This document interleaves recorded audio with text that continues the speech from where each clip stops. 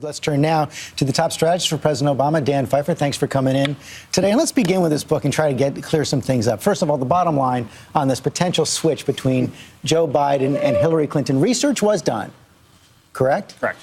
But what happened next? This was never seriously considered, never taken the president. I can tell you, no one in the campaign, and certainly not the president, ever seriously considered this in any way, shape, or form. Well, then why was the research done? Research is done on a lot of things. As I think Bill Daley, who was chief of staff at the time, said the other morning on another network, wasn't taking the president. He said anyone who took it to the president probably would have been thrown out of the Oval Office. I believe that to be true. No matter what the research would have No matter what the research said. Cover of New York Magazine also has that line from President Obama, I just don't know if I can do this. It goes inside the debate prep. In the second debate, you saw in John Carl's piece those relatively dismissive comments about President Clinton. And first of all, did this happen the way it's portrayed in the book? Was the president this rattled after the first debate? Well, I haven't read the book, so I don't know all the details of it. There's no question the first debate did not go as well as anyone would have hoped, but he bounced back in the second and the third. It took work to get there. It took work from the president and his team. So, I think all of that is sort of past history. But it also includes a scene where the president had to dramatically cut back on his strategy meetings because of leaks. The president very, very angry about that. I can only imagine what he's thinking as he sees all these details in this book. Well, look, we are not the first White House to deal with leaks. Every White House has dealt with it. I think we have been more leak-free than most, and where we find them, we try to stop them. Is he angry about this? The president is always frustrated about leaks. I haven't talked to him about this book. I haven't read it. He hasn't read it. But he hates leaks. Everyone hates leaks because the point is we should be able to work together to get the American people's work done. So no one's going to pay a price for this? I think anyone who leaks has to pay a price. I don't know who leaked in that book. The president also frustrated about the problems with the health care launch. The website was down again overnight for maintenance. Apparently it's back up right now. But given these challenges, and you had Jeffrey Zients even admit to those, he's now running the punch list for Obamacare.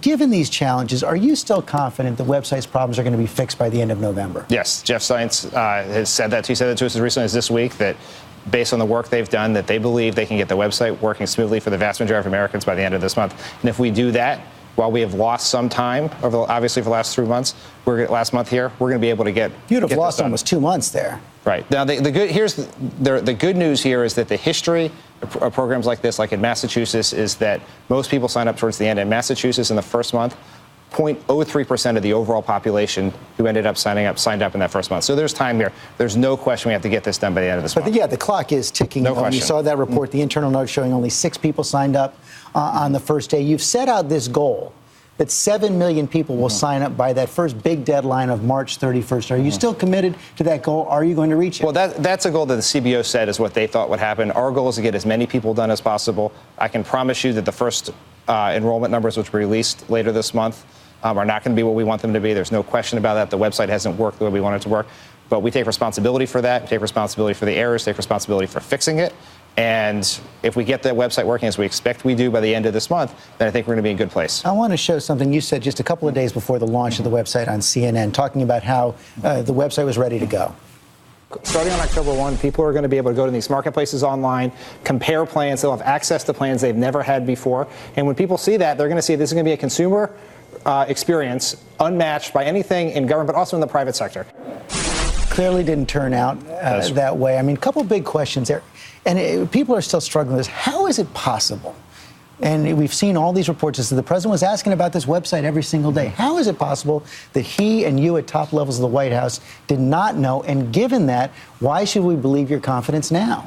Well, I'd say a couple things. One, we did believe that. That was the question. The president asked these questions. Those are the answers he were given. These results do not match up to his expectations, the American people's expectations. It's inexcusable. There is no question about that. Since then, we have made serious changes. We sent Jeff Zients in, who is someone who's a close advisor to this president, someone who has a long history of fixing problems like this in the public and the private sector. He has gone in. So we made management changes. He's brought in a team of technological experts from Silicon Valley and elsewhere who are looking at this. They've done an analysis of what went wrong and how to make it work.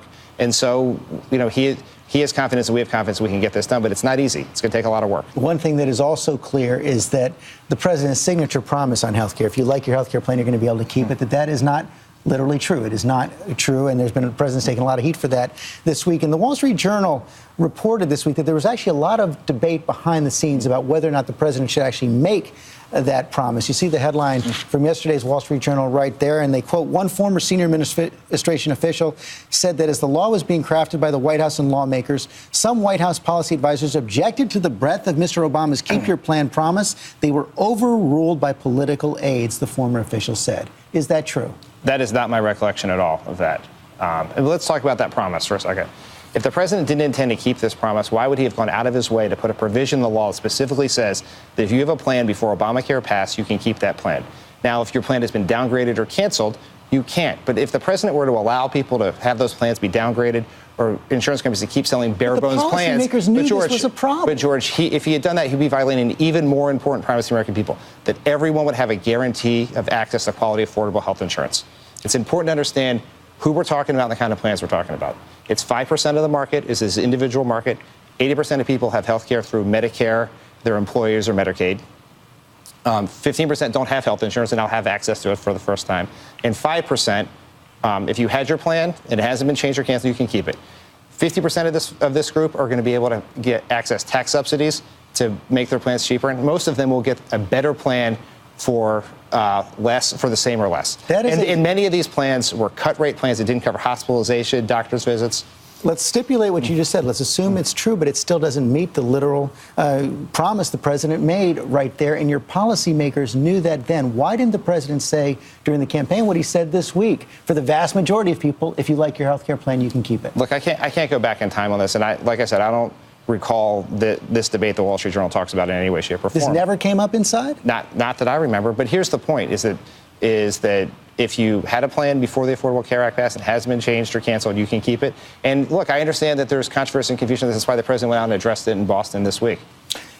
John Carl also talked about in his piece how the president's poll numbers have taken a hit in the wake of this. The NBC Wall Street Journal poll this week shows his approval rating only at 42%, lowest, I believe, of his second term. And it's matched by a series of headlines about how the president seems to be evading responsibility or not in the loop on major issues. New York Times, where the buck stops, some see a bystander. The Washington Post, controversies show how the president's inattention to detail may hurt his presidential legacy. How is the president going to fix this problem? Well, it's two things. One, our concern right now, the president's concern is not poll numbers or political standing. It's getting this website working so that millions of Americans have access to quality, affordable health insurance. If we do that, everything else will take care of itself politically. So you don't think there are any questions that the president has to address about the White House competence or White House credibility? Well, I think that, look, the website failures are absolutely inexcusable, and we own that. As the president, that's on him. We have to fix it. We owe it to the American people to fix it. No question. And to this notion of a bystander, that is an absurd caricature that flies in the face of everything I've seen in working with this president in every day of his 5 years in office. Although the president was not aware, as we learned this week also, about the tapping of the cell phone of Angela Merkel. This NSA controversy continues to spread as well. And in the wake of it, Edward Snowden has actually had a meeting with a German legislator and he presented that person with a letter where he says that speaking the truth is not a crime. I am confident that with the support of the international community, the government of the United States will abandon this harmful practice. He's seeking some kind of clemency. Are there any conditions under which President Obama would consider clemency? None that have been discussed. None at all? No. It's not on the table? Not that's been discussed. Look, Mr. Snowden violated U.S. law, and our belief has always been that he should return to the United States and face justice. Finally, Rand Paul is our next guest, Senator Rand Paul.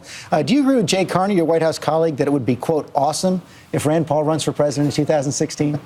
I suspect that the 2016 Republican nomination is going to be awesome no matter who runs. Okay, Dan Pfeiffer, thanks very much.